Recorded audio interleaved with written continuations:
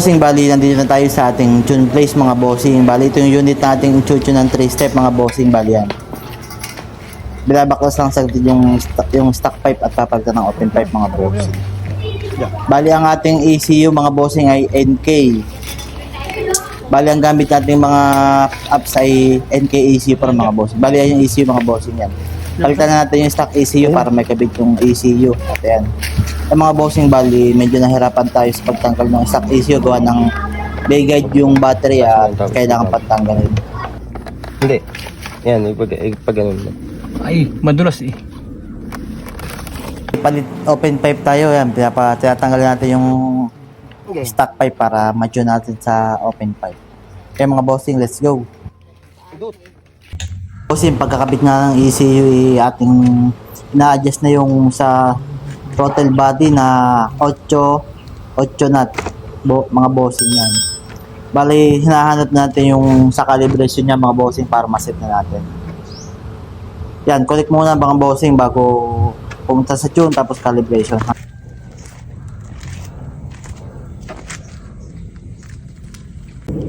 Mga boss, bali set na natin yung idle niya mga bossing saka bago natin may start ang unit na RFI.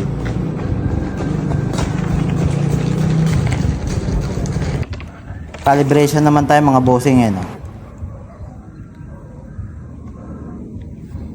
Ayan.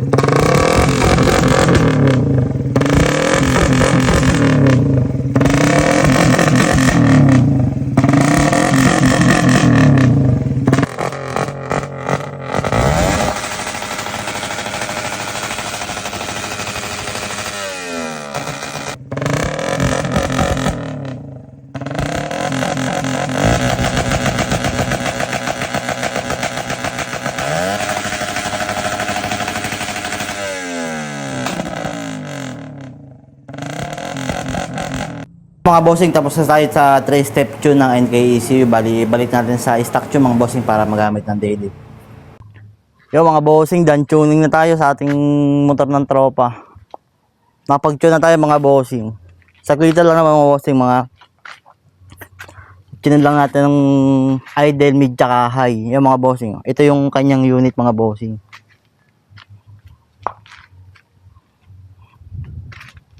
Ay mga bossing, yung pipe natin gamit. Super open niya mga bossing. Yan. Tapos yung mga bossing yung ating tune. Kasi sa cellphone ito. Pakita ko sa inyo. So medyo malabo. Yan mga bossing. Ayan na. Sa digital. Sa digital tayo mga bossing. Yan sa launch mga bossing. Launch yan. Tapos anti-lag.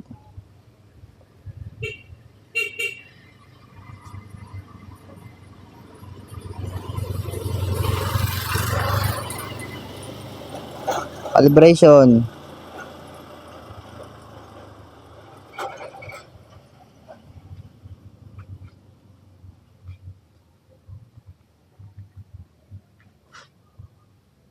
Kaya mga bossing, pro yung gamit natin na oh.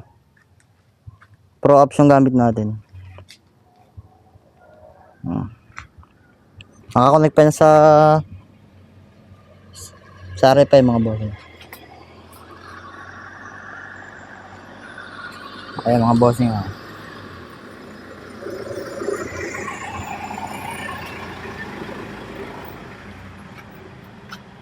Paano mga boss? Hindi ayun, tapos ng ating tuning.